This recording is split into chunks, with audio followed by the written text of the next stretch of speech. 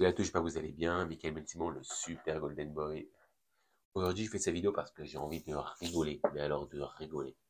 On est quoi? On est le 20 novembre, et il y a Doumbé qui annonce un combat contre Baki, deuxième trimestre 2025. Donc dans à peu près 6 mois. Entre avril et juin, on est en novembre, entre 5 et 7 mois, quoi. Mais les mecs, ils pensent qu'ils annoncent le combat, en revanche, entre Conor McGregor et Khabib, par exemple. Genre, les gars, attendez, je vous annonce un truc de fou. Le combat le plus attendu du siècle. Mais arrêtez, les gars. Vous êtes juste des comédiens. C'est-à-dire que vous n'avez pas combattu depuis. Surtout Baki. Il n'a pas combattu depuis ce combat-là. Donc ça fait déjà 1 an, à peu près. Donc 1 an et demi sans combattre. C'est ridicule. Enfin, pour un combattant, le mec qui disait qu'il allait à l'UFC, arrête de prendre les gens pour des cons, en fait. Et Doumbé, c'est pareil. Pour des combats de merde. Il peut parler sur les réseaux. Il utilise ce combat-là pour faire le beau, alors qu'au final il s'est ridiculisé. Tu vas faire quoi? Tu vas te re-ridiculiser? C'est ça ton but? Moi, je pense que ça sert à rien ce combat en fait. Après, je sais pas s'il est vraiment attendu, parce que si vous l'aviez fait dans les 3, 4 mois, les 6 mois après le combat, c'est sûr que ça aurait été attendu. Là, vous le faites 1 an et demi après. Personne qui attend ce combat, tout le monde s'en bat les steaks en fait, vraiment. Faut que vous le compreniez. Donc moi, ce que j'ai envie de vous dire, et je te le dis à toi Doumbé, mais à toi aussi Baki, vu que c'est dans, allez, entre 5 et 8 mois votre combat là, pourquoi il n'y en a pas un qui veut m'affronter? Je l'encule, je le démonte, et après, vous faites votre combat. Mais au moins, vous aurez une belle défaite dans votre gueule. Voilà, si vous acceptez, moi je vous démontre, et voilà, l'affaire est faite. Mais je sais bien que vous n'aurez jamais les couilles, parce que vous avez trop de risques à prendre en prenant ce combat. Et vous ne prendrez jamais de risques, parce que vous êtes des mecs qui ne prenaient pas des risques. Ça se trouve, votre combat, il a été arrangé, le coup de l'épine, c'était arrangé pour que vous puissiez faire une revanche assurée et demander plus d'argent. Parce que vous êtes des mercenaires, mais ça, personne ne peut vous en vouloir. Vous avez raison d'être des mercenaires. Mais la façon de faire, elle n'est pas bonne. Moi franchement, je pense même que votre combat, il a été arrangé pour l'épine. J'en suis même quasiment certain. Pour pouvoir vendre votre combat de merde, de revanche et tout.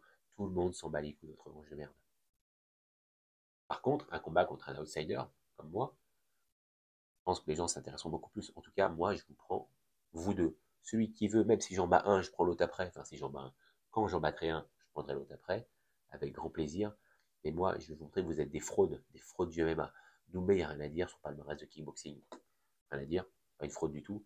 En MMA, mec, t'es une fraude, t'as pris que des cassos, t'as pris que des blaireaux, t'as pris que des mecs qui étaient faciles à battre, que même avec. Déjà, tu as raté une pesée. Bon, tu me diras, Baki aussi, il a raté une pesée. Ridicule, ridicule en fait. Vous vous prenez pour des professionnels, mais vous n'êtes même pas capable, alors que vous faites que ça de votre vie, de réussir une pesée. Donc moi, je comprends pas en fait. C'est un peu honteux, alors qu'il y en a qui font 3 à 4 combats à l'année, qui ratent pas de pesée, alors qu'ils perdent énormément, qui quittent énormément. Et les mecs, on n'entend pas parler d'eux, parce qu'ils font pas de bruit. Vous faites que du bruit pour rien, votre combat là, mais vous êtes. Les mecs, c'est Khabib et McGregor, quoi. Enfin voilà, moi je trouve ça ridicule. Donc je pense que tous les interlocuteurs, ou presque, à part ceux qui vous lèchent les bouliches, là, à part eux, je pense que tout le monde est d'accord avec moi. Donc en fait, votre combat, bien sûr, vous allez le vendre, parce il y a du monde qui veut, s'intéresse. On va dire, ce sera le seul combat de la soirée à regarder. En plus, ce sera dans Paris, donc tous les Parisiens, pour une fois qu'ils peuvent avoir un gros événement de MMA dans Paris, ils y vont, comme pour l'UFC Paris, comme pour le PFL Paris. Enfin, les gens viennent, comme le Bellator Paris. Les gens se déplacent parce que c'est des grosses organisations qui viennent dans la ville, mais c'est pas spécialement pour vous.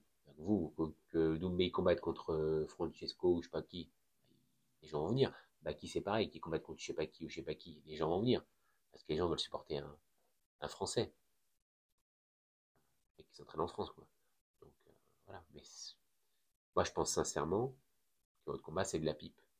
C'est de la grosse pipe. Et au final, vous surfez dessus parce que vous avez rien d'autre à faire, parce que vous savez très bien que si vous prenez des grosses têtes des organes du PFL, vous faites défoncer, donc votre place à l'UFC, elle est plus que capoute. Au final, c'est juste pour gagner du temps. Même pour Baki, c'est juste pour gagner du temps au final. Bon. Moi, je vous propose, les gars, vous m'affrontez. Je prends un dans 3 mois, je prends l'autre 3 mois plus tard, et je vous démonte les deux. Les deux. Relevez le défi, ayez des couilles, répondez à cette vidéo. Moi, je vous pète la gueule.